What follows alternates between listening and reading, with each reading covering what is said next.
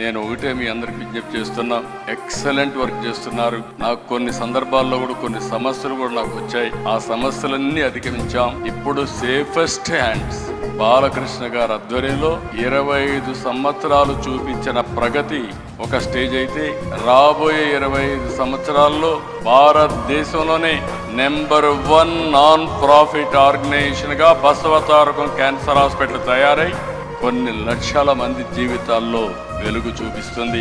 ఎవరైనా సరే విరాళాలు ఇవ్వాలంటే, మంచి పని చేయాలంటే మీరు చేయండి. మీరు చేసే ఓపిక లేకపోతే బెస్ట్ ప్లాట్ఫామ్ కూడా బసవతారకం క్యాన్సర్ హాస్పిటల్ అని చెప్పి కూడా నేను మీకు తెలియజేసుకుంటూ 25 ఏళ్లు సెలబ్రేషన్ చేసుకుంటున్నాం.